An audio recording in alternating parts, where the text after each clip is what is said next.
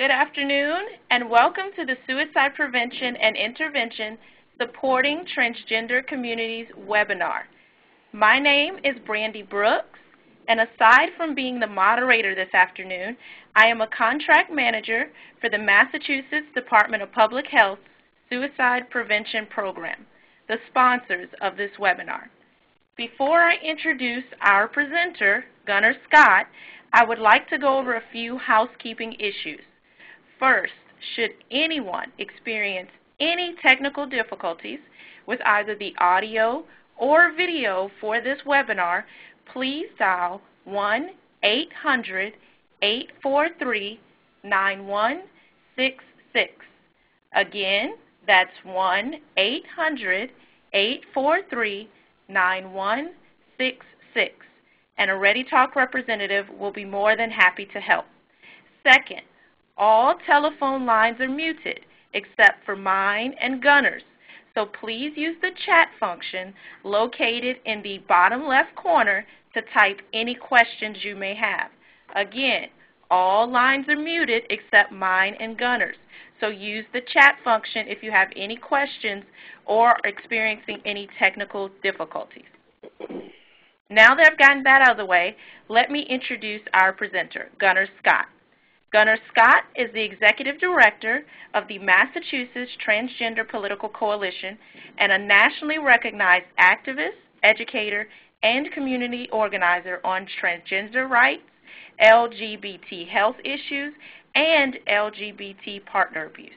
He has written articles for What's Up magazine, Sojourner Women's Forum, and Agitate and Activate. The Introduction to Pen Down by Pronouns, a 2003 Lambda Literary Nominee anthology published by Conviction Books. He is on the Board of Directors for the Equality Federation, on the National Board of Advisors for the National Center for Transgender Equality, a commissioner on the Massachusetts Commission for GLBT Youth, and a founding steering committee member of the Transgender Advocacy Network, a national coalition of state-level transgender political groups. He holds a BA in liberal arts from Goddard College, where he completed an oral history project titled Boston Area Transgender Community Leaders and the ENDA Crisis. In 2008, MTPC partnered with DPH, the Samaritans, and Fenway Health to produce transgender-specific suicide prevention education materials, the first of this kind in the United States. So without further ado, I will now turn it over to Gunnar. Thank you, Brandy, and thank you everyone for taking your time out to be on this webinar with us today. It's pretty exciting. This is my first webinar, so please forgive any technical glitches I may happen as I move forward with this. And I look forward to folks' questions and conversation over the chat. So I'm just going to start with outlining a little bit about some guidelines and a little bit about my organization and how we came into doing this work, because it may seem a little interesting to see a political organization taking on suicide prevention work, but we do see this as part of our mission as well. So just some guidelines. First, whenever I do these types of trainings, I just like to let folks know is wherever you are is okay. That I have no expectations that we're all coming in with the same information, and we probably all won't leave with the same level of information. I work with a number of different organizations and groups, and really the issues particularly around transgender folks, and also I would say lesbian, gay, bisexual communities, is that folks have different levels of comfort, information, and things like that, and wherever you are is okay. Please participate and ask questions, and as Brandy said, we're going to take those through chat. And if there isn't time to answer questions, I will be available through email to answer any further questions, and we're going to provide some more resources as well as a follow-up. Please speak from your own experiences, and we're going to all attempt to be non-judgmental. I believe particularly for transgender folks, there is a diagnosis that is sometimes associated with being transgender, but our organization's stance is that being transgender is a healthy way of being and that it's inherently not a mental illness, that unfortunately, as we're going to find out through this training, that stigma and social stigma in particular can exacerbate issues around depression and other things like that. And with that being said, we're not here to diagnose or stigmatize folks any further.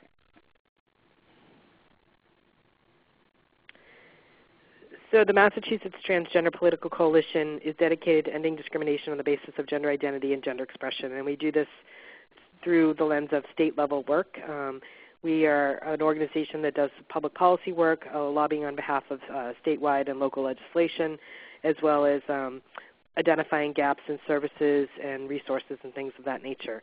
The reason that we got involved in particularly providing and identifying and pulling together materials and resources around transgender suicide prevention and intervention was because our organization was contacted a few years ago by a number of community organizations and community members when we had had 3 suicides of transgender individuals across the state.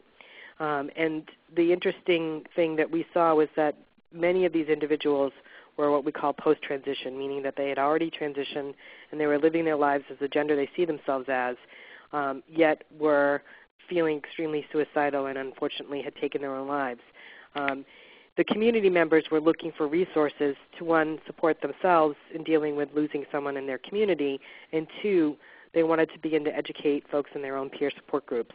And so I started doing some research and tried to find any materials and recognized that there was nothing specific to transgender people. And so I approached the Department of Public Health about this, and we came up with a working group to work on those materials and produce 2 brochures. We are in the process of producing some further materials. One will be a video on how to support somebody who's dealing with feeling suicidal, and that will be a peer-level video, and hopefully that will be out in the next couple of months. And we've been spreading these materials and information around the country as well as worldwide.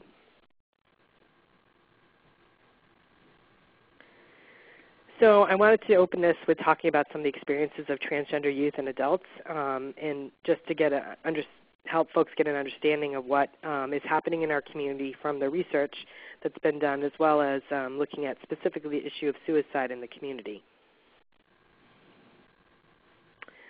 So I would ask folks to take this poll, and the question is, what is the approximate rate for suicide ideation in the transgender community that you believe? And to make sure that you hit submit so we can record those responses.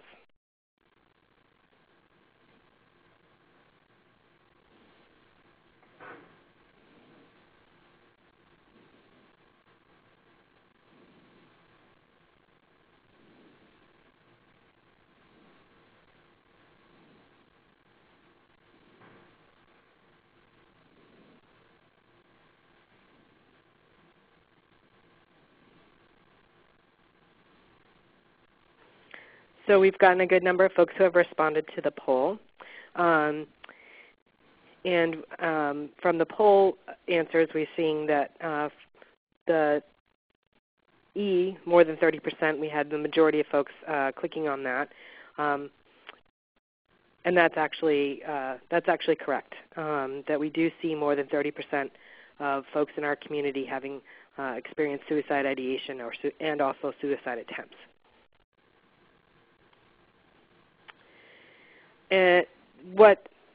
As I said earlier, there has not been a lot of research on the transgender community. There is some specific research, particularly around HIV prevention and some on substance abuse.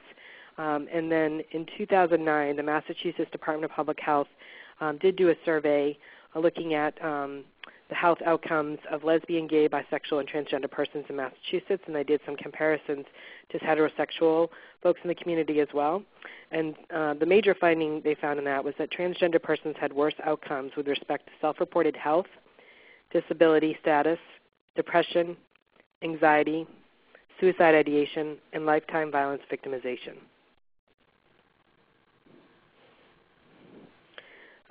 The question that was asked specifically around suicide or attempting suicide was respondents were asked if in the past 12 months they had seriously considered attempting suicide. And 30.8% of transgender people reporting on that survey did respond that they had seriously considered attempting suicide, as compared to 2.3% of heterosexual men and women, 4.4% for gay men and lesbians, and 7.4% for bisexual men and women. The survey did not break down the difference between what we call transgender women or male to female transgender folks, or female to male or transgender men. Since that survey was done, there has been a national survey done by the National Center for Transgender Equality and the National Gay and Lesbian Task Force. And the survey results were released. There was a preliminary survey results released last year specifically on employment, but they just recently released the full 300-page report. In Massachusetts was given our breakdown of our numbers. And we found that 35% of transgender men and women had reported attempting suicide at some point in their lives. So that's slightly higher than what we saw in that report with the Department of Public Health. And then nationally, they found that 41% of respondents had reported attempting suicide, as compared to 1.6% of the general population. We saw rate increases for those who had also lost a job due to bias, so 55%, were harassed or bullied in school, at 51%, and had low household income or were the victim of physical assault at 61%, and were the victim of a sexual assault at 64%. So the coupling of being transgender as well as experiencing what we call social discrimination, harassment, and violence then therefore exacerbated that suicide ideation, and those numbers did increase. I'm going to stop for just a few minutes and to see if there's any questions specifically about the data before we move on to the next section.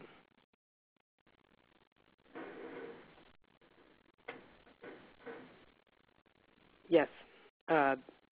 Someone has their hand raised.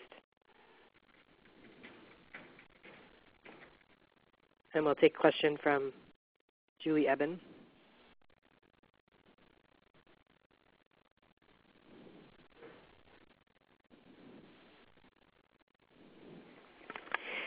The question is, can you distinguish between suicide ideation and suicide attempts? There's not been distinguished. Those have not been distinguished in those surveys.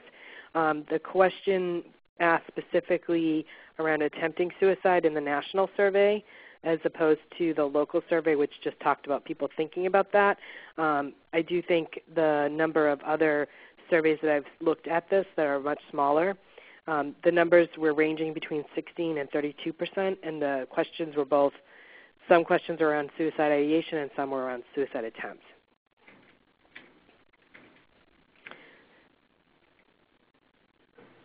All right, so we're going to move to the next slide, and this is actually, and I will come back to the question that was just asked in just a few minutes. We're going to move to the next slide, and this is actually for you all to think about, which is, how do you know what your gender is? And this is a question that's specifically asked a lot of times for transgender people or people who are questioning their gender identity. That often people first go to is, how do you know what your gender is? We see this particularly with young people with questioning that people don't know who they are. And I like to turn that on its head and ask people whose gender matches up with how they present and what they were labeled at birth to say, how do you know what your gender is? And most people, when I ask that question, have said, I just know. This is just how I feel inside. And that is the same thing for transgender people, is that we know what our gender is. It's the world that sometimes is confused by us, and that for some of us, we are in the process of figuring that out. And what I mean by that is figuring out if we're going to live as the gender we believe ourselves to be. And that's really what it comes down to, is that for some of us, that process can be very, very short, and for other folks, it can take years. I work with families who have children as young as 6 or 7 who are very clearly saying to their parents, stop calling me a boy, I know I'm a girl. And I work with other folks who have struggled with this all their lives. And when they meet other transgender people or start to get information, it's kind of like the light bulb goes off and explains those questions that they've had.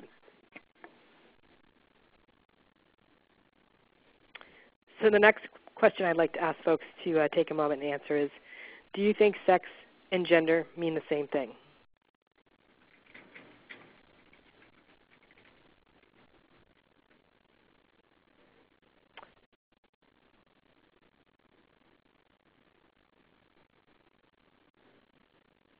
And while folks are just answering that, one of the other questions that came in was, is there any other state-level data available that you're aware of? I am not aware of any state-level data specific to suicide, ideation, or attempts other than the data pulled from the NGLTF survey and the Mass Department of Public Health survey. There are a few smaller community or regional surveys that do have some data. Most of those now are pretty old. There was one done in 2003 through an organization in Cambridge, and there was some others done in the early 2000s and late 1990s. Great. So most folks had responded to that question. And the response was no, 92.5%. And it's interesting when I asked that question that when we think about forms that we're asked to fill out or check boxes, whether that's going to reapply for your driver's license or other things like that, a lot of times forms will either say sex, male or female, and sometimes they'll say gender, male or female. And that sometimes the forms are not distinguishing about those. Recently, in the last couple of years, the Department of Transportation, through the Registry of Motor Vehicles, changed the way that they ask the question about people's sex and or gender. For a long time, they asked for sex, check male or female. And then they changed it to gender, check male or female. And for many people, they may not even have noticed that. But when they did do that, we here at MTPC started to get some calls to say, from transgender people saying, does this mean I get to put down the gender of who I am? And at that time, the registry wasn't ready for that, but I don't think they understood that, for transgender people, we often see that difference. So I just want to talk a little bit about sex versus gender, just to kind of talk about the culture and the community of transgender folks and to think about it through that lens. So when we talk about sex here at the Mass Transgender Political Coalition, we're talking about the assignment at birth of male or female based on anatomy. And that really is looking at a child and saying this child is a boy or this child is a girl based on their physiology, their anatomy. There are a small percentage of folks who, for some doctors, they may not be able to label that right away because they may have a medical condition called intersex. And intersex is different than being transgender. Intersex is also its own training. There are 27 different medical conditions that make up intersex. For some, they are labeled intersex right at birth because based on their physical being. And for other folks, they may get labeled intersex when they get closer to puberty. So intersex is different than transgender. There are some intersex folks that have a gender picked for them, and it doesn't match up with who they are, and they may transition, and that's one of the places that it kind of gets confusing. But intersex is about your physiology as opposed to transgender, which is about people's kind of like their mind not matching up with their brain. Gender is itself the culturally defined codes of behavior, presentation, social roles based on men and women. And this is not this is specific to different communities, different areas.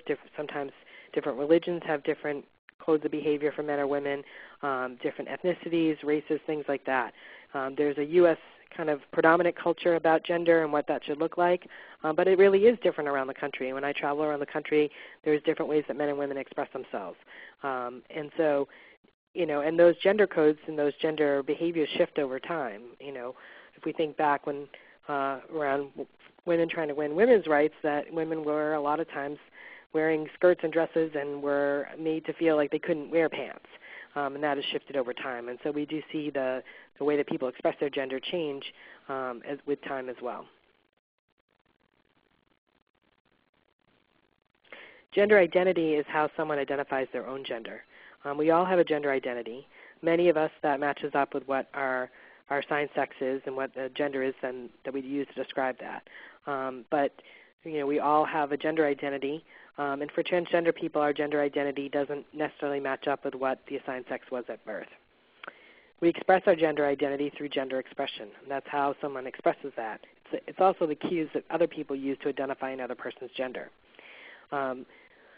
For some folks, the inability not to clearly define someone's gender can make people very uncomfortable. And for some people, they relate that uncomfortability with being unsafe by not being able to figure out, is this person a man or a woman? And that inherently doesn't mean that someone is unsafe. If someone's walking down the street and they can't tell if it's a man or a woman and they're just walking by somebody, that doesn't make that an unsafe situation. That for most of us, when someone is walking down the street towards us, that's the first thing we're trying to figure out. Is that person a man or a woman? Because that tells us how we're going to act or not act. How we're going to react to this person or we're not going to react. And that for some folks, they're socialized to act a certain way around certain genders. Women are socialized to act a certain way. Men are socialized to act another way. For transgender folks, sometimes the social cues is what throws people off. If you were not raised a certain way, then you may not have all those social cues yet, and that can throw people off as well. And that's when people, again, become uncomfortable. But for many folks, they learn those social cues, and they become part of who they are. So the term gender identity or expression is also embedded in some of our local laws and policies. Here in Massachusetts, we have 4 cities and towns that do protect on the basis of gender identity, gender expression, and non-discrimination laws. There are some states, there are 13 states that also have this, and Massachusetts is working on their own state law. But states around us like Maine, Vermont, Canada, Rhode Island also have these protections in place on a state level. There's approximately 142 other cities and towns that do protect on the basis of gender identity or gender expression. The typical definition within a law or a policy currently is a gender-related identity, appearance, or expression or behavior of an individual, regardless of that individual's assigned sex at birth. And what that means is that people get to be treated as the gender they're expressing themselves to be and the gender they see themselves as.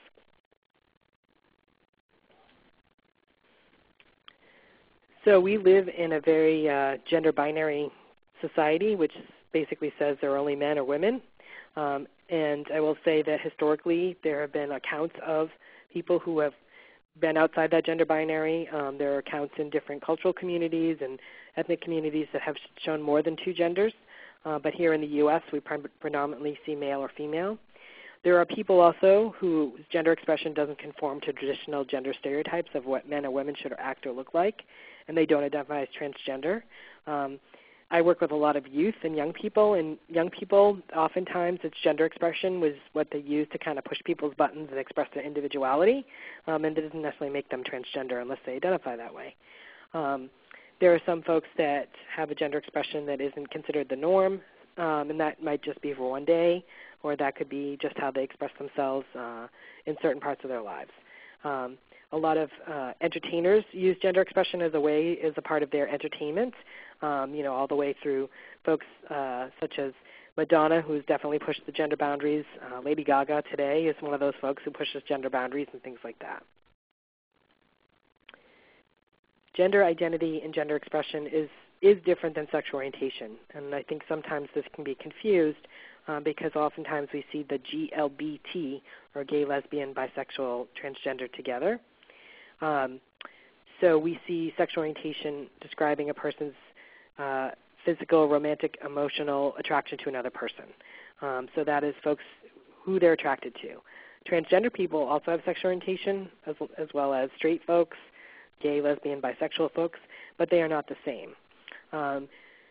The experiences sometimes of transgender people and lesbian, gay, bisexual folks are similar in some experiences, particularly around discrimination and sometimes violence, which is why the community is put together, as well as we have people who are transgender and also identifying as gay, lesbian, or bisexual. So sexual orientation is separate, and that sexual orientation laws and policies don't often protect transgender folks because it is seen separately in the law as well.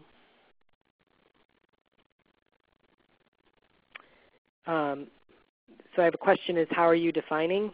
And I guess I would ask, defining which term? So we're getting to how we're defining transgender. So we define transgender as a term that refers to people who live as the opposite sex from what they were born as. It has also been described as an umbrella term to cover a lot of different folks, but the easiest one is to refer to people who live as the opposite sex or gender from what they were born as. At some point, transgender people decide to live as the gender they are, and that is to transition to that gender. We would suggest people don't use the term transgendered with the ED on the end. So if you're thinking about creating materials or things like that, transgendered is an older term that's not used anymore. I often say it's like we don't say the word gayed. So we do ask folks not to put out materials that way.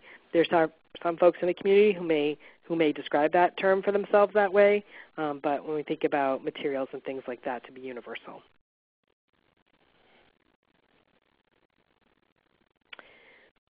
Oops.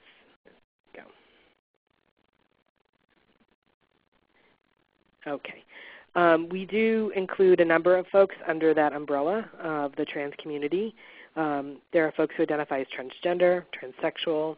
Cross-dressers also may identify under the umbrella. Genderqueer, which is a newer term.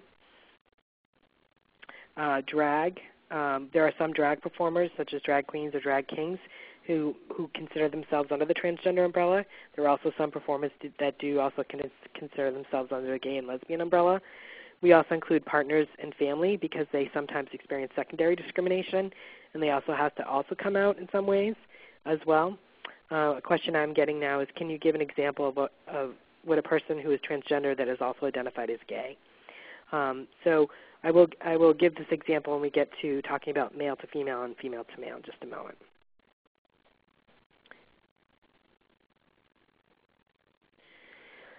So gender transition, that's the term that we use, is the personal process of which a person begins to openly identify and live as the gender they see themselves as. Medical transition is just a small part of that, is not the whole process. For many folks, it starts with what we call the social transition process, which means for some people changing their name, changing their gender presentation, changing the pronoun that they're asking people to use for them. And then for some transgender folks, they may or may not use medical transition as well, and I'll talk a little bit about that in just a moment. So for some folks, the name change is some folks go on and do a legal name change. For some people, they may not have the monetary means to do that, depending on the cost. There are some places that it's been difficult for people to get a legal name change through the courts because of transphobia. There have been some cases with judges who feel like that people shouldn't be able to change their gender and therefore won't allow name changes. We've seen that happen. So not all transgender people are going to have that legal name change, which means that some people are going to have IDs and things like that where they have one name, their legal name on a piece of ID, but the name they go by is something different. And so we often suggest, particularly if people are making forms, to put down what is the legal name, especially if they have to use health insurance, something like that, and then what's your preferred name. I think for folks to think about it, there are plenty of people in our lives that have nicknames, and that's the name they go by. And not to say that the name someone uses for themselves who's transgender is considered the same weight as a nickname. But when we think about forms and things like that, there are a lot of folks who use a different name for themselves and may not legally change that name. Changing someone's gender presentation, for some people it may be very drastic, and for other folks it might be more subtle. Our particularly society here in the U.S. and particularly in the Northeast for us, gender transition gender expression can sometimes be kind of gender neutral in some ways.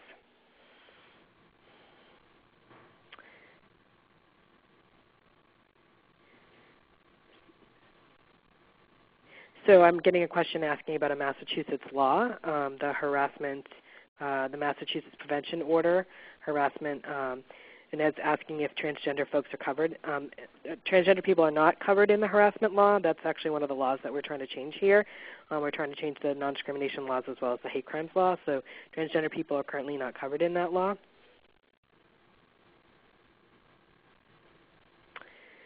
And I just want to talk a little bit about the process for people coming out and transitioning, and it's somewhat similar to people who are identifying as gay, lesbian, or bisexual, but it is significantly different.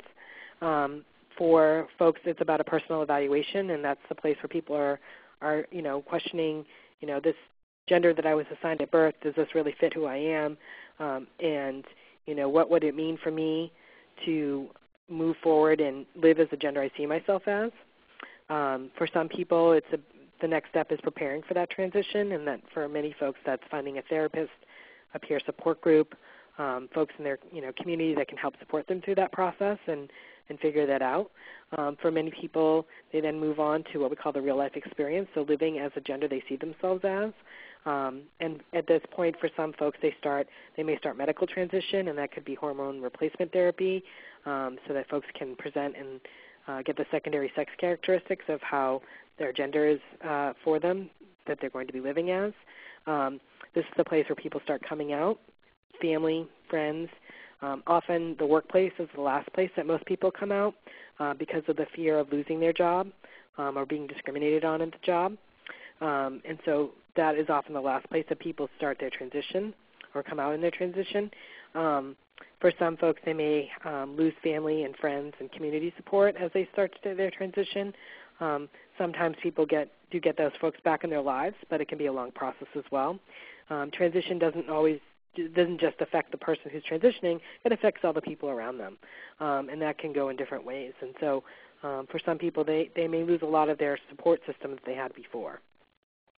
At some point, people are living and presenting and not being seen as their former gender, and they go into what we call post-transition, and that is that people are for some people, they're no longer even using the word transgender to describe themselves, and that the people are just living as who they see themselves to be.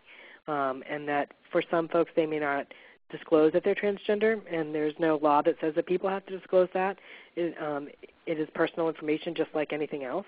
For some people, they do live openly as transgender, and for other folks, they do not. And that, as I say with many things, is to think about confidentiality, and that someone may disclose that they're transgender to the person they're working with, but the question to ask is should I be putting this on your chart? Do you want me to let other people know? Do you want to just keep this between you and I as the counselor, or whatever your role might be? And so to think about that as well. Another question I've just received is, how do you define transsexual versus transgender? The term transsexual historically has meant people who are medically transitioning and going and changing their sex medically. Today, we don't. Not all folks who use the term transsexual to describe themselves are going through medical transition or are going to have gender reassignment surgery. There are some people who identify as non-medical transsexuals. Transsexual is an older term that was given to us in the community by the medical establishment. And for some people, the word transgender fits better because it doesn't have the word sex in it, which can be kind of highly loaded. And for some people, they see themselves as that they're changing the way their gender and the way they present their gender. So terminology, particularly in communities that are oppressed, oftentimes is given by folks that are from that community. And as time moves on and people feel more empowered and the community becomes more empowered, people start to develop their own words and own language in that.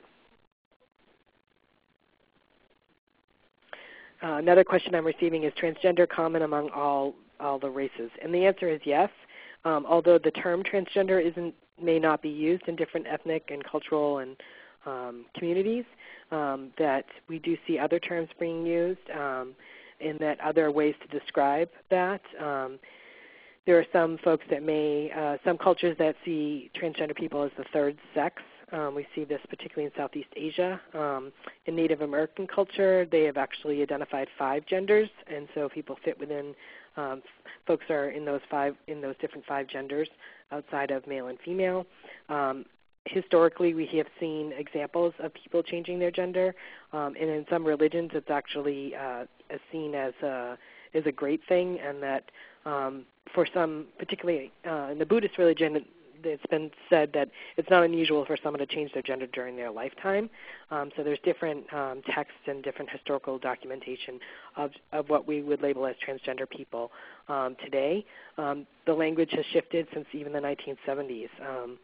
In the 1970s, particularly around Stonewall, which was kind of the birth rate of the gay rights movement, folks in that participated and were part of that movement, some described themselves as street queens, and the way that they described who they were would be what we might identify as transgender or transsexual today.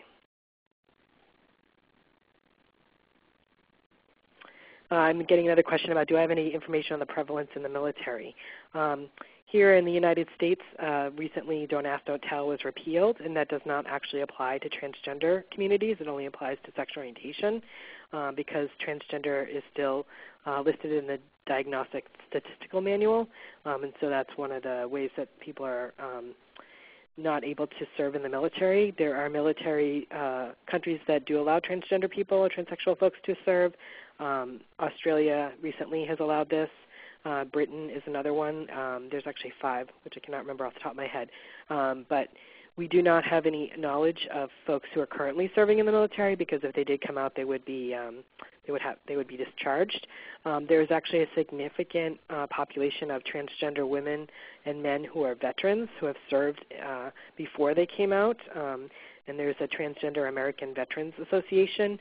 So if folks are interested, I can make sure that information gets out. So I just want to talk a little bit about some terminology and ways that people describe themselves. Folks who are born male to transition as female, M to F, or male to female. Transgender woman is another way to describe that. And these are folks who live and identify and present as female or as women and use female pronouns. Next is female to male, or F to M, transgender men. Transgender man, someone who is born female transitions to live and identify as male and uses male pronouns. And these, again, are just 2 of the identities, but these are more common ones that most folks see. Some public health forms now are including male, female, M to F, and F to M on their checkoff boxes, and that's one way to do that.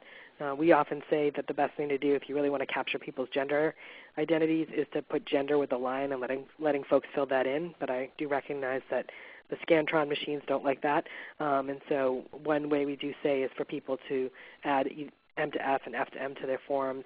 Another way is a 2-part question, which is, what sex were you born as and what gender do you live as? That's another way to do that. As I mentioned before, transsexualism is listed in the Diagnostic Statistical Manual. There is an organization called the World Professional Association of Transgender Health, or WPATH, which used to be known as the Harry Benjamin Association, and there are standards of care for people who are transitioning. This is specifically to people who are medically transitioning, but oftentimes gender therapists and other folks who work with transgender folks do follow these guidelines in some ways. They are guidelines, and oftentimes they're personalized to the person that they're working with, and that the guidelines urge folks who are gender questioning to see a mental health professional for at least 3 months to a year before starting particularly hormone therapy, and that for folks who do need to access sex reassignment or gender reassignment surgery, they would be required to see a mental health professional at least a year, and also have a sign-off from a psychiatrist as well as a mental health counselor. And I had one person who raised their hand with a question. And the question is, what about individuals who feel that they are neither gender?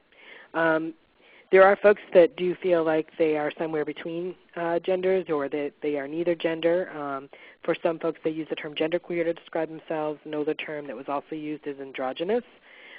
We do still see some people using those types of terms, and that unfortunately, because they do live in such a binary gender system or society, that it forces people to pick one or the other. So that the majority of people do end up presenting, at least on the spectrum, masculine or feminine spectrum in some way, and are pretty much forced into picking a box. That I think one of the stereotypes, misconceptions about transgender folks is that people want to, flip-flop from one day to another, and that's not necessarily true. One community that's often talked about is the cross-dressing community, and typically cross-dressers cross-dress as the gender that many times cross-dressers talking about embodying both genders, but when they're cross-dressing, they're usually doing that away from their kind of normal day-to-day work life, and that they're often out with other cross-dressers, that cross-dressers do not come to work dressed one way and then dressed differently another way. What we do see happening, particularly for folks that are accessing low-income services such as homeless shelters, is that because folks don't always have access or it's not safe to present a certain way, that for some of our folks who are male to female, they may be presenting a little bit more gender neutral when they're out in the street, so to speak, and that when they do come into a shelter and they're able to be in a safer place, that they present more feminine. And this is around safety issues and also access issues for some folks who are low income. They do not necessarily have access to medical transition, even if they do want to have that. And so to remember that folks who don't have particularly financial access is that they may be doing the best they can with what they have. But it does not make them any less transgender or the gender they see themselves as. Another question I received is, are there guidelines different in other countries? And the answer is yes. The medical transition guidelines can be different in other countries. That most gender therapists do follow the standards of care, so to speak, but the access to medical transition may be different in other countries. For instance, in some of the European countries, they do require people who are transgender and want to change their gender identity documents to have had certain medical procedures done, and they actually still require folks to identify as heterosexual and not be gay or lesbian. And we did see this here in the U.S. about 15, 20 years ago, but we don't anymore. But we do see that in some European countries, and there is a push to move to remove that because that's forcing people to be a sexual orientation they're not.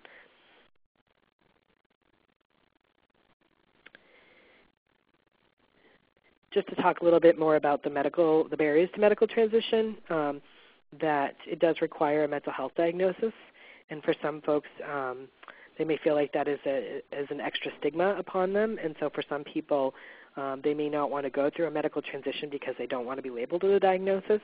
And the diagnosis currently is gender identity disorder, although it is going to be changing in the DSM-5.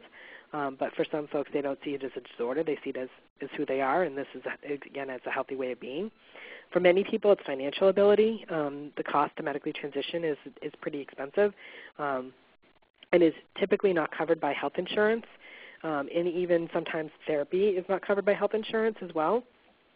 And so for many folks, they may not have the financial access to do that. And I'm going to talk a little bit about what the poverty levels are in the community in just a few minutes. Another issue is access, that not all states, cities, or towns have good primary care doctors, therapists, or other medical health professionals that are familiar with transgender folks and are welcoming of transgender people. Here in Massachusetts, we do have the Fenway Community Health Center, which has a transgender health program. But for many of my folks out in Western Mass or even Central Mass or the South Coast, as we call it, there's not identified primary care physicians or other specialty physicians. And so for many folks, they do have to come all the way into Boston. And if people don't have the transportation means, that can be very difficult. There are also health issues for some people, which may preclude them from particularly hormone therapy. People who have liver disease or liver problems, as well as high blood pressure, heart conditions, things like that. So for some people, they may not be able to be on hormone therapy. For some, we've also found some folks who have been allergic to some of the oils that particularly testosterone is suspended in. And so for some people, they've had a difficult time finding hormone replacement therapy that they're not allergic to. For other folks, it's personal reasons. For some people, when they start presenting as the gender they see themselves as, they start to pass. And what we mean by that is that people don't see them as the gender; they see themselves, see them as their old birth sex. And that for some people, that is when they become more comfortable in their body. And when we talk about transition, it's really about, for transgender people, finding the place that we're comfortable in our bodies. And that is different for each person. And then for some folks, they may belong to a religion or have religious reasons on why they don't medically transition. Another question I've received is, do you know what countries subscribe to the WPATH? I don't know exactly which countries do, but the WPATH website may have that type of information listed. So for transgender folks, the reality is that many of us live and present the gender we see ourselves as without medical transition. and for some without hormones, and for many without gender affirmation surgery. For many folks, they do want to go through a full, what we call medical transition, but may not have the financial means or the support to do so. And for many folks, they may be saving to do that, and it could take them anywhere from 5 to 10, sometimes 20 years for people to be able to save up and to pay for those types of surgeries and transition care. So I'm going to move into talking specifically about suicidality in the community and just some of the things that we've learned and things that we've seen in the community.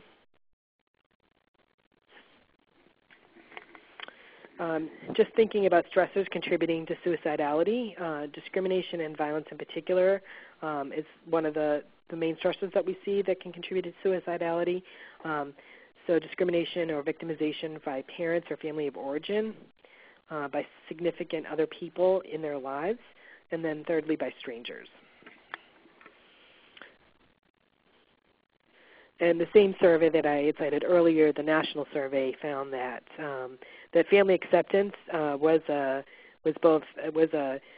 protective factor, but it's still that the rates were still high, but were even higher for folks who experience family rejection. That we are seeing a shift in family acceptance over the last 15 years. I work, again, with many young people and their parents, and we're seeing more and more parents participating in coming to parent support groups and things like that specific around transgender folks in their lives. And part of the issue is that there hasn't been specific support families in the last 15, 20 years as there have been for gay and lesbian family members, and that's only started to build in the last few years, as well as more information and resources available, and just generally more kind of exposure to who transgender people are, particularly in the mainstream media. That having family acceptance is a protective factor, but unfortunately we do see a high rate of suicide attempts at 32%, whereas with family rejection we're seeing 51%. Other stressors that contribute to suicidality, low self-esteem due to coping with being transgender. And what I mean by this is not that I think another stereotype is that transgender people are inherently going to be sad and depressed because of who they are, and that's not necessarily the truth to it. It's really about the external experiences of discrimination, living in a world that's not supportive and is actually stigmatizing, that can exacerbate depression or other things like that. Many folks talk about coming out and being able to be who they are and feeling just exhilarated to finally figure it out.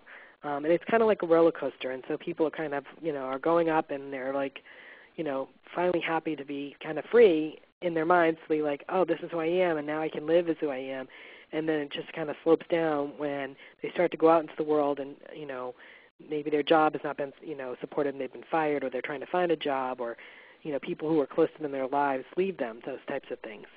And then secondly is internal, mostly around body image and body satisfaction, and really about struggling with having a body that doesn't match who you see, you inherently know yourself to be. This can also be exacerbated by a history of depression, as well as substance abuse, drug and alcohol abuse.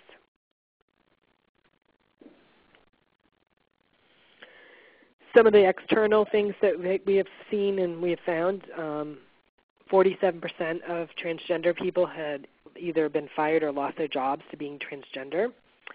97% have suffered harassment on the job. And that in the community we have double the rate of unemployment at 13%. And I just want folks to know this study was done before the economic crash, so when things were actually going pretty well economically, that we still saw double the rates of unemployment. 15% of our community lives on less than $10,000 per year, which is double the rate of the general population. And so, if we think about folks, the impact of poverty on people and their ability to access resources and support and things like that. And that 19% of our community members have been homeless or are currently homeless at this time. And I actually think that number is probably lower because the survey did do some in-person or participants, but a lot of this was done online, and so for folks who don't necessarily have access online, they're not necessarily going to be contributing to a survey. And then the majority of our folks are not accessing homeless shelters or places like that because they're often discriminated against or treated poorly or made to stay on the side of the shelter that doesn't represent who they are, and therefore experience violence and victimization because of that.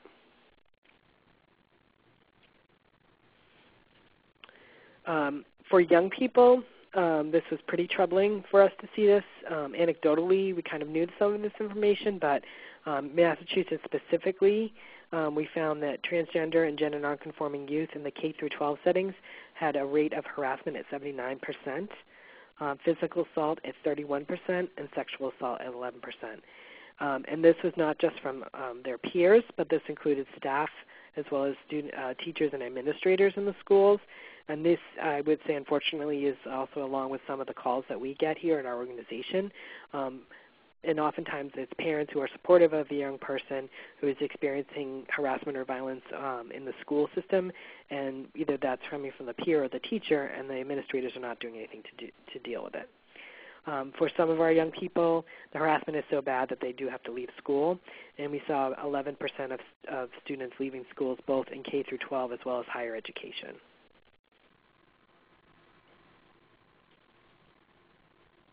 The Southern Poverty Law Center, which does a lot of work around looking at hate violence, and found that transgender women of color were particularly often viewed by criminals as disposable people. And what's meant by that is that that the police aren't necessarily going to do anything to investigate crimes against transgender women of color particularly, and that by targeting those folks that they're probably not they're not necessarily going to be considered as a viable community. And unfortunately, we do see hate crimes against transgender women and transgender folks at a rate at about one a month. I think it's actually a little bit higher than that. And we recently have had 3 here in Massachusetts in the last month. And they range from being harassed by neighbors in their homes, as well as family members, as well as strangers. And as I said, the documented murders of transgender people annually, majority of them have been transgender women of color, particularly young transgender women of color, and that in some years they've been every documented murder. I think a major difference between our community and other communities is that we don't get the same media attention. The murder of Matthew Shepard occurred in 2000, and here in Massachusetts, we had a transgender woman murdered 2 weeks after his murder, and we could barely get the same kind of media coverage for her murder, and her murder is still unsolved.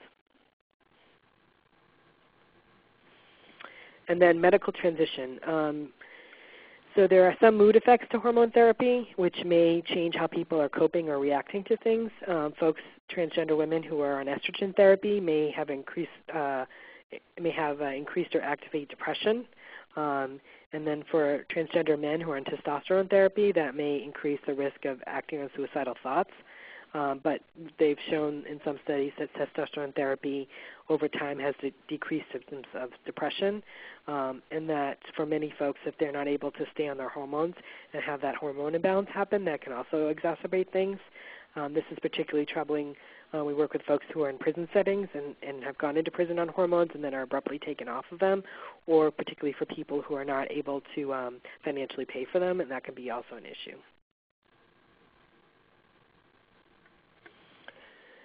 Denying hormones and or gender affirmation procedures or gender transition can really exacerbate suicidality or initiate suicide ideation. And so even though there is some risk to hormones, we do not see the risk as being exceptionally high, that the risks are higher if people are not allowed to be who they are and to be able to medically transition if they need to. I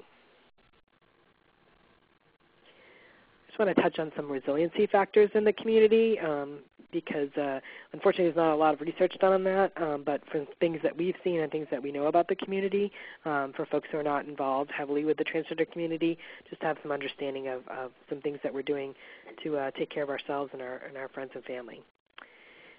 For many people, Gender transition allows someone to really live in a well-adjusted life in the gender consistent with their gender identity. And that for many folks, they talk about being able to finally be who they are. For folks going through gender transition, there are peer support systems in place. There's one of the things that we have historically done is have support groups made up of peers of other transgender folks. Many of these support groups are in person, and there are many online support groups now, particularly for people who are in rural areas or places where there are not as many transgender folks available.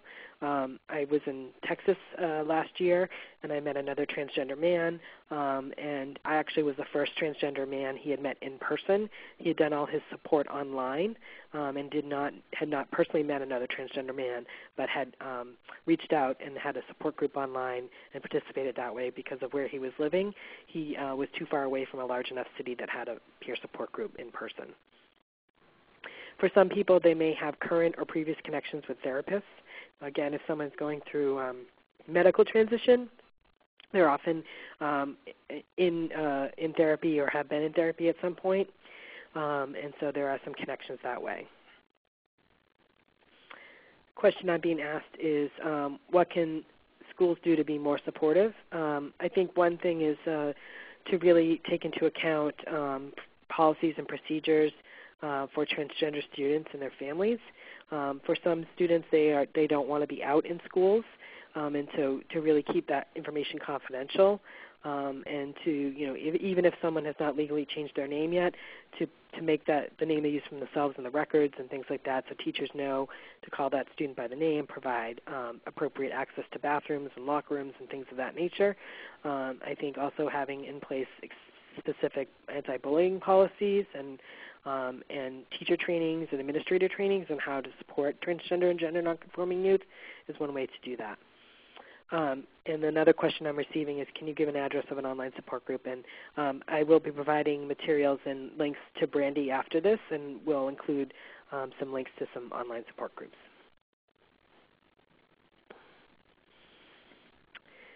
So I did get some kind of startling statistics around employment for transgender community members, but what the national survey also found was that over 78% of the transgender adults surveyed reported feeling more comfortable at work and had an improved work performance after transitioning despite the same levels of harassment. And so people really being able to be who they are in the workplace and live their life as who they are, and can also kind of help them get through some of that workplace harassment. Another question I'm getting is if I can explain the relationship between testosterone therapy and suicidal tendencies. I wouldn't have time to do that at this point, but what I can do is I know there's been some studies on that, and I can also include that in the materials that will go back out to the group on that particular study.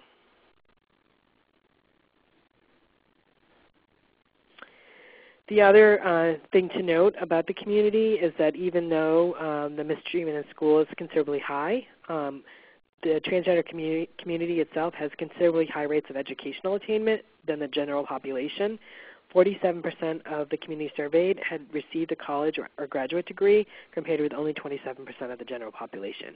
And that we saw many people returning to school later in life. And that anecdotally, this was not surprising to us, that for many folks, they talk about, finally dealing with their, gender stuff, so to speak, and being able to really then focus on where do they want to be in their lives and who do they want to be as far as their careers go and things like that.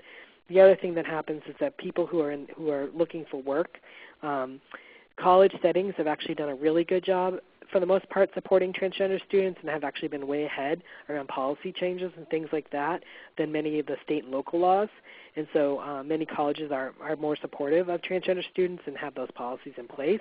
And so we see a number of folks going back to school because they feel like, well, I can't get a job right now, but what I can do is I can go back to school full time, use this time, wisely, and I'll be able to apply for student loans and get some money to live on so I can eat and have a place to live.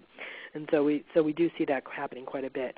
So I work with a number of folks who have exceptional resumes, exceptional degrees, engineers and software designers, and I actually work with someone who is a cancer researcher and things like that. And a lot of this is because they haven't been able to to work in the field that they want to work in or have been pushed out of the job market because of who they are, and so people go back for more, for higher degrees and things like that.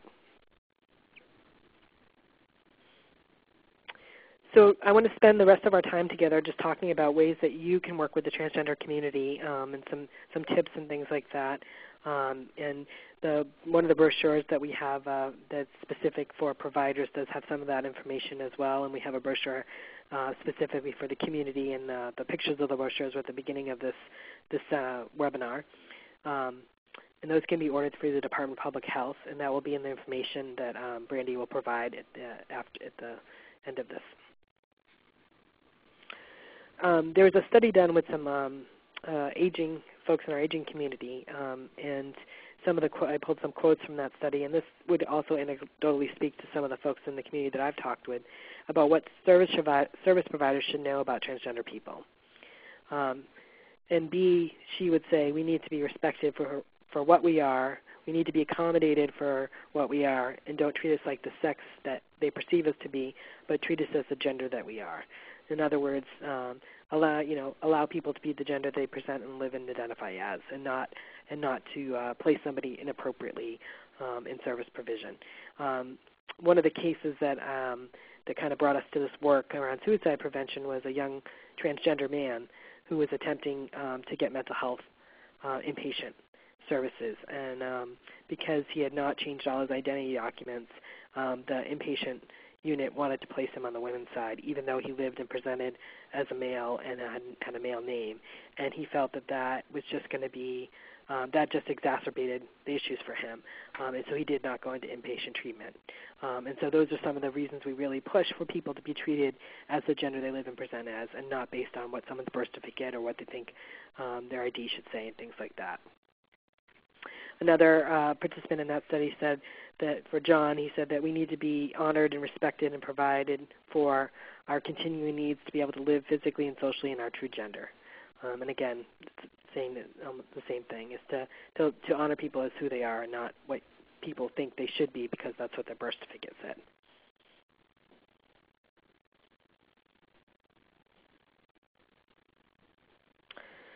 So this is a question I would like to ask the group.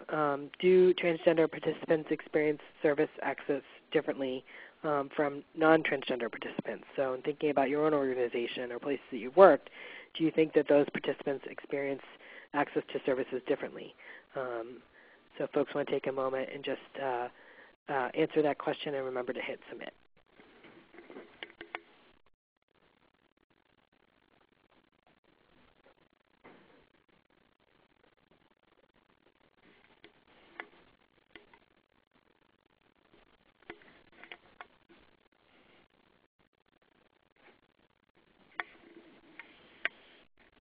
Thank you. And so a good majority of folks said strongly agree or agree. And we would also say the same thing, that transgender participants do often experience that service access differently. And part of that is some of the access barriers for transgender participants, that for many folks, the fear of being turned away and or having been turned away, that for many folks trying to access even basic types of things as a doctor in an emergency room, that people have experienced discrimination in that, or been treated so poorly that they don't stay for the services that they need. The fear of being judged for who they are, and oftentimes that fear, for some people, they unfortunately hear that judgment from service providers, whether that's directly to their face or under their breath or, as we say, around the water cooler. I worked with a state agency that was supposed to be providing help with people facing discrimination and filing complaints, and that many of our folks that had transgender folks who'd gone over to file a complaint about discrimination somewhere else said that when they were sitting in the waiting room, that some of the staff would come out and look at people, and they would hear them talking about, oh, did you see that man in a dress sitting in the waiting room? And that was a transgender woman. And so saying really judgmental or discriminatory comments about people. just suspect of a person's name, their pronoun, or their gender identity. I talked a little bit earlier about why someone's identity documents might not match up, and so providing places for people to use the name they use for themselves. And if you don't have that, or if it's a type of place you don't do an intake form, to ask the question, if someone, say what name, I want to call you by the name that you use for yourself, what would that be? And so being able to give space for people to name who they are, and also asking about pronouns. And particularly for folks who do telephone work or support on the phone, it can be difficult to determine someone's gender based on their voice. And so to make sure that we're conscious about that and to ask questions when needed. Using homophobic or transphobic or biphobic language by participants or staff. And so not addressing that when it comes up, and having a harassment policy in place is also really helpful. For some people, they've actually been specifically targeted, ridiculed, or experienced physical or sexual violence by staff and administrators in places they're supposed to be getting service from.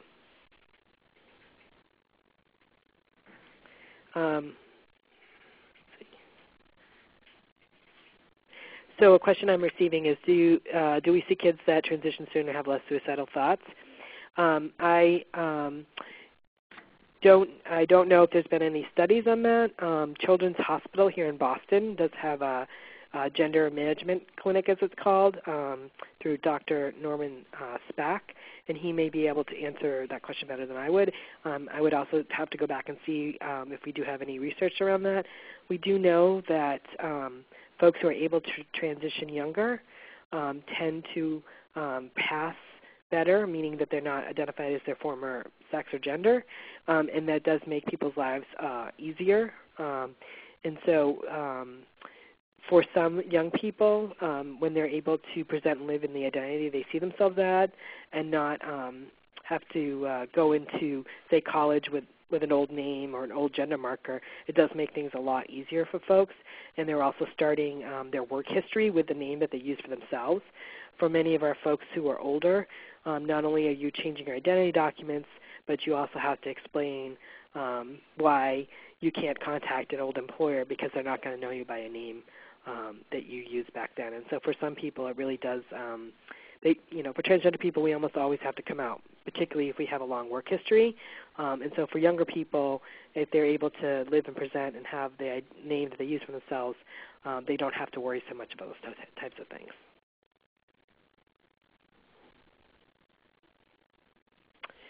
So some tips, again, reflecting back the language a participant uses for themselves. And this is kind of universal in some ways, but the way that someone may talk about themselves and to reflect that back.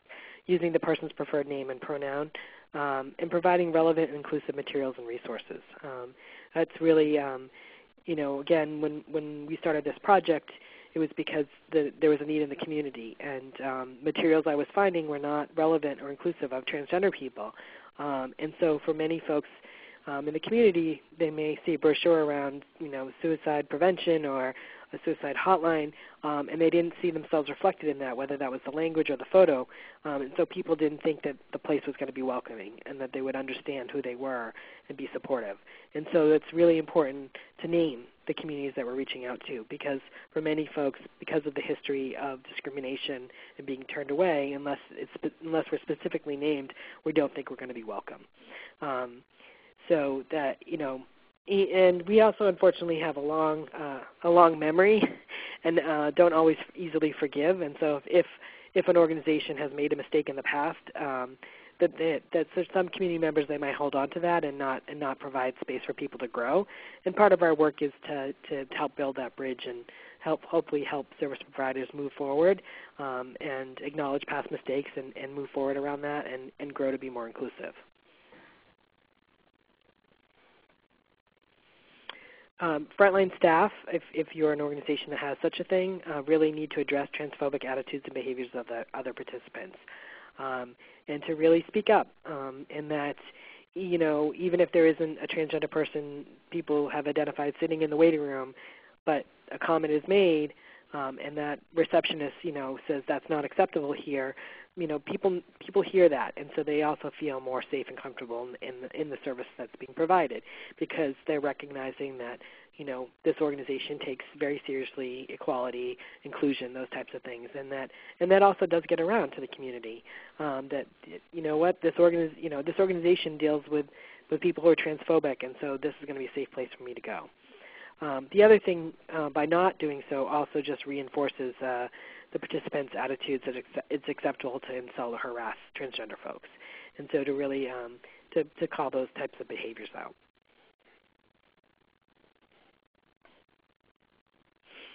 So some specific tips, if you're working on a support line or a listening line, asking the question, do you have a name that you prefer? Not making the assumption about someone's voice over the phone, and really trying to de-gender language, so not using, try not to use pronouns right away or ma'am or sir. I think that, I know we come from a culture that does, particularly some places, ma'am and sir are a sign of respect, but that can really trip people up. And so trying not to use those types of things and using more gender-neutral kind of greetings and things like that. Not making assumptions about people's partners or family structures. That for some of us, because we may not have traditional or family of origin support, we have made our own families. And so for some folks, to really ask the question about who do you consider your family or support system, and to let people know that when you are inviting family into support systems or into support counseling or things like that, that people get to choose who their families are, and it doesn't have to be the family of origin. Asking if people are connected to the transgender support system in general, whether that's through peer support groups, if they've had a therapist in the past, folks in their community, because for some of us, being in a space with all transgender people can be really empowering. And also we can be, I don't want to say more honest, but more open about who we are. That we do get calls from folks who have experienced discrimination or violence or just feel sad and will say, I'm calling you because you're the transgender organization, and I don't have to explain who I am. You're going to get that right off the bat, and I can just dive into what the problem is. And so for mainstream organizations to get to that point as well, so that people who do call or access service support don't have to feel like they have to go through this whole Trans 101 before they get to really being able to talk about who they are. As a transgender person myself, if I go to a doctor's appointment, I expect the doctor to have to have some knowledge and not to ask me a whole bunch of questions about what it is to be transgender, because then I don't feel like he's actually listening or she's listening to the actual problem, which could be that I fell and broke my arm. And so, making sure that we educate ourselves first is really important. Some tips about being an ally to transgender people. I think the one that if anything, if you remember from this, is need to know versus want to know. That there are things that counselors, support groups, things like that, service professionals do need to know, whether that's for billing insurance and things like that. But if you do need to know what someone's legal name is, explaining why is really important. It really does help people to feel in control of their information. And so if you don't need to know what someone's legal name is, then don't ask for it. And then to really think about, if I'm going to ask this question of a transgender person, do I need to know this or do I just want to know this? And if it's a want to know thing, to really look outside and look for other ways to educate yourselves. And to really think about those two places before asking questions, whether that's on forums or in person. Not asking for form or name or for pictures. So if someone's legally changed their name, then you don't need to know what their name was before. I know this can be different if someone's applying for a job and you have to do a Corey form, but for the most part, people don't need to know what people's former names are. And I know it may sound obvious not to ask for pictures, but that's one of the questions that often gets asked by transgender people is, well, I'm going to see a picture of you when you lived as, when you were born a girl or you were born a boy, and it's really offensive. It's also offensive to ask for people's former name because it means that it sends a signal that you don't believe who I am. Not asking about medical procedures and not basing policies on that. So not basing policies on that transgender women can be in a women's support group as long as they've had sex reassignment surgery. It's really inappropriate. It's private medical information.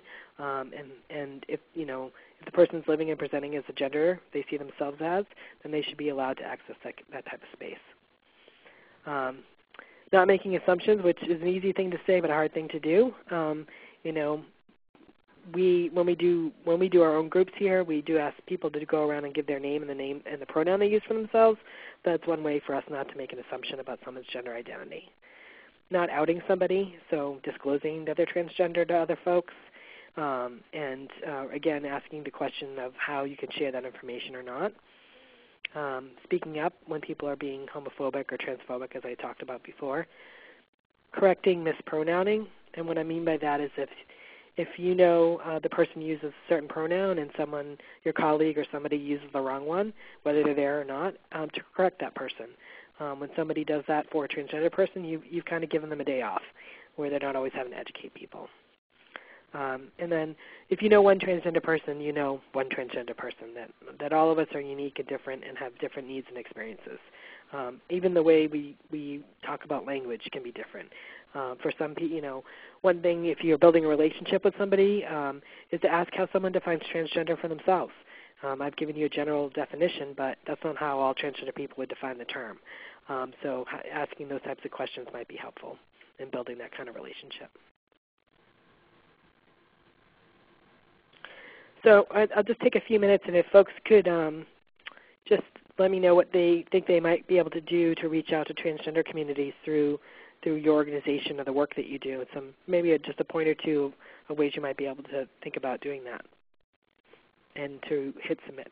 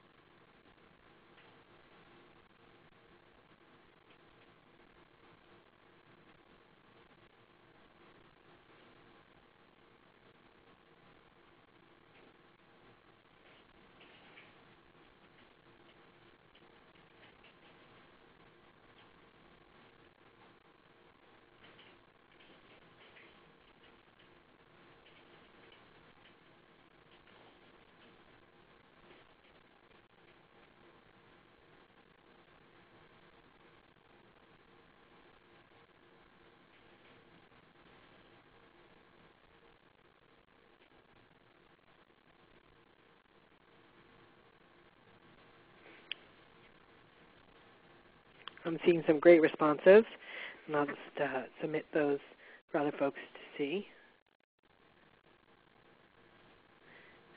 Or actually, it didn't allow that. So I'll just read a few of them off. Put up transgender-friendly materials as a way to share information with providers. To add inclusive language to your documents and trans-specific, update information.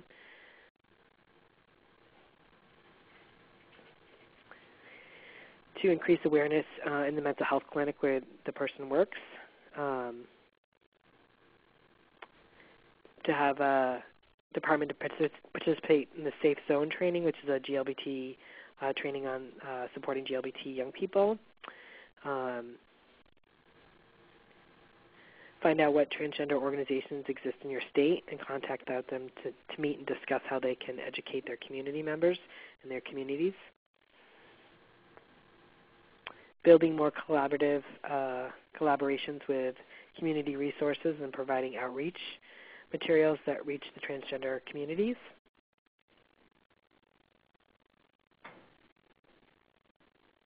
Participate in designated outreach activities. Welcome young adults who are transgender to join and be a part of the Young Adult Advisory Council. That's a great idea.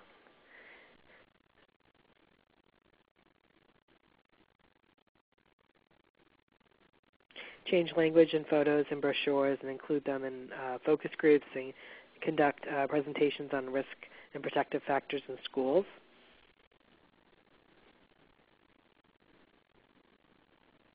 have a more inclusive website and outreach materials, and a better screening process to ensure people receiving our services are survivors and feel comfortable and safe knowing they're living among other survivors.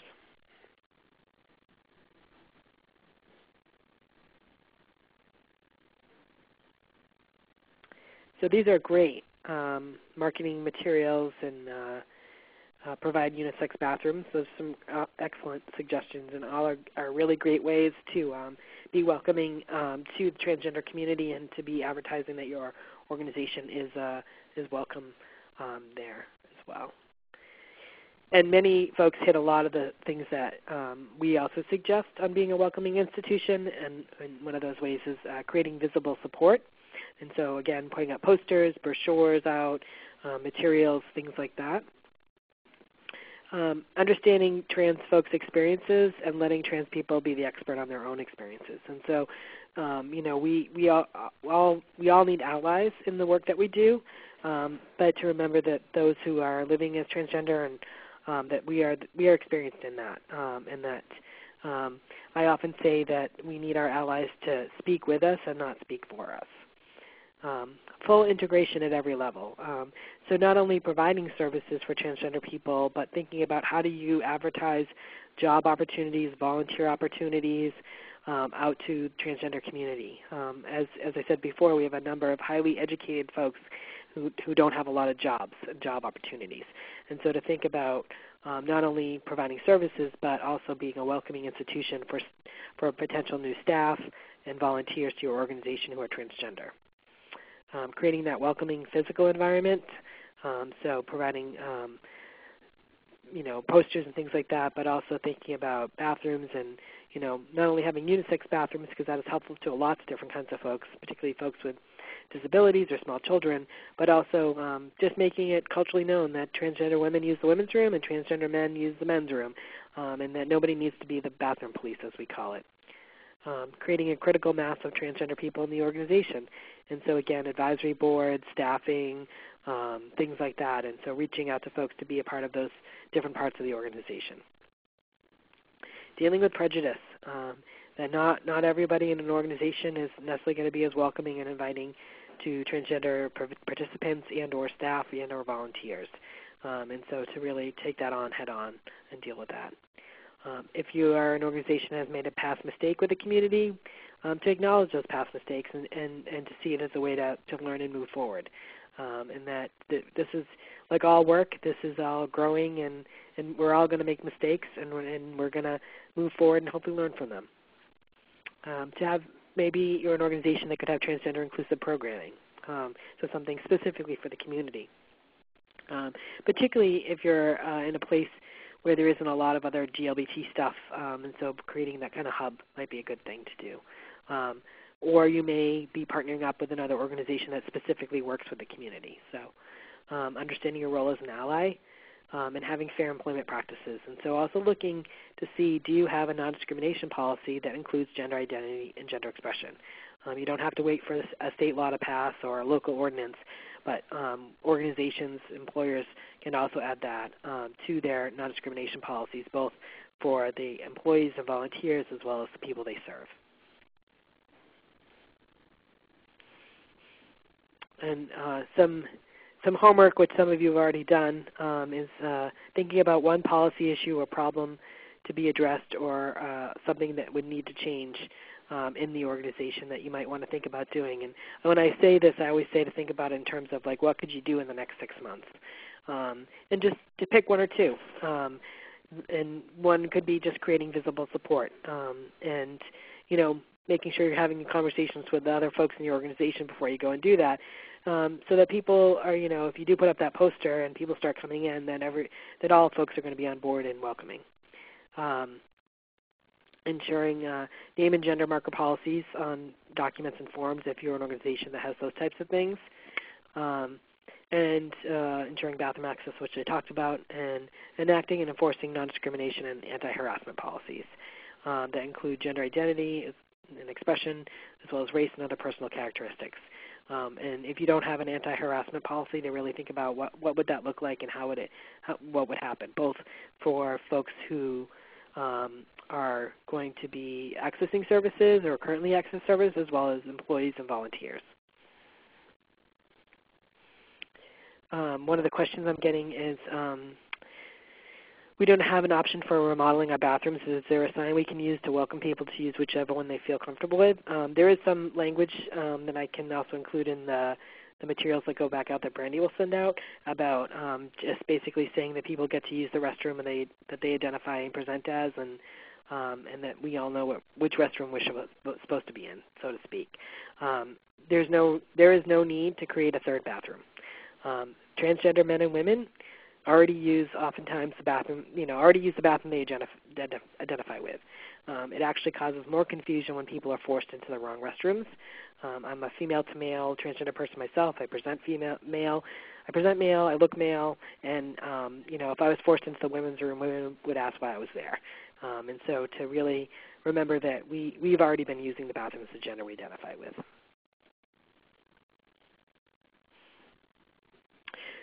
Just some resources for yourselves. We actually started a new project called I Am Trans People Speak, and it is a public education campaign. It's a website, transpeoplespeak.org, and it is videos, written stories. There'll be some audio stories up of the experiences of transgender folks. And so these are really great learning tools. Asking colleagues to take a look at a couple of the videos. We have transgender youth, adults, as well as family members. All the videos are anywhere from 2 minutes to, I think the longest one is 5 minutes long. And people are talking about various experiences in their lives, whether that's with employment discrimination or housing or family acceptance and things like that. And so I do encourage folks to take a look at that campaign. And at this point where I'm going to open up the rest of the time for any other further questions that folks might have. One question that's just if the slides will not be available. I will be providing links to materials, but the slides themselves without the narration doesn't really necessarily offer enough.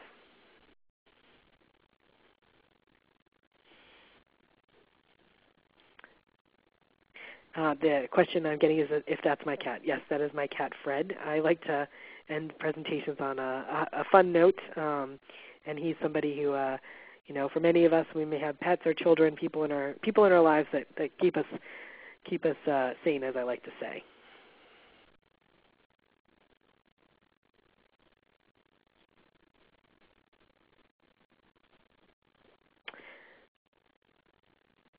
And if you have a question, you can just type that into the chat section, and we'll try to take all of that. So one question I'm getting right now is what age is appropriate for a teacher to discuss transgender issues with a student or a student's parents? So I think if students are exhibiting cross-gender behavior or cross-gender expression, that may, I think there's I guess the story to tell is when I did domestic violence work, I would do presentations, and I had a woman come up to me, and she thought her son was transgender because he liked to vacuum. And I said, well, maybe he just likes to vacuum. So we often look at cross-gender behavior or expression as, and think of it in terms of persistent and consistent. So if this is something you're seeing with a young person, and if they're persistently and consistently cross-gendering their presentation or their behavior, it may be appropriate to bring up that conversation. I do have some families who have known since the child was 3 or 4. That's not typical. More often or not, it's a little bit older. I think it becomes more apparent with folks, with people who have young children who are labeled male or born male at birth, and they're exhibiting feminine behaviors, whereas sometimes with folks who have children who are born female and exhibit more masculine behaviors, that's often described as tomboyish. So again, that is something that to look at persistent and consistent. And again, I would also offer Dr. Spack and the Gender Identity Management Clinic as a resource, particularly around children. My expertise is more on adults, just to let folks know, and teenagers, so to speak. Let's see. Is there a place to get a poster for every girl there is and for every boy there is? There is a place that does have some gender, what we call gender subversion posters. So we have one up here in our office, the Every Girl, Every Boy one. It's through crimethink.org, and it's CRIMETHINC.org. And I'll include that with the materials that Brandy's going to send out afterwards. And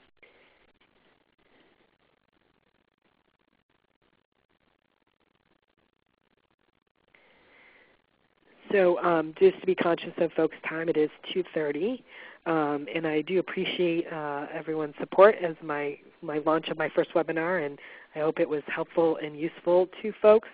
And we'll take some of the questions and make sure that we get some resources and materials out there to folks. There's quite a bit of information also on the GLBT Youth Support Project website, and as well as other young people serving organizations such as Bagley. And you can order the brochures through the Department of Public Health here in Massachusetts through Allison Brill, and Brandy will provide that information as well. So thank you all so much, and I look forward to hopefully meeting some of you in the future. Before we go, I'd just like to thank you again, Gunnar, for presenting, and all of you for participating. Just to reiterate what Gunnar stated, I will be emailing all participants some of the materials that Gunnar mentioned, including the links to the posters, links to online support groups, some of the citations for articles on the association between depression and hormone therapies. I'll be emailing all of that to you either later today or tomorrow. Again, thank you all for participating. After you log off, please take a few moments to complete the evaluation that we have for this webinar. I hope that you've gained some more knowledge about the experiences and needs of transgender people with regards to suicidality, suicide prevention, and intervention. So thank you all for participating. Have a wonderful day. Thank you again, Gunnar. Thank you.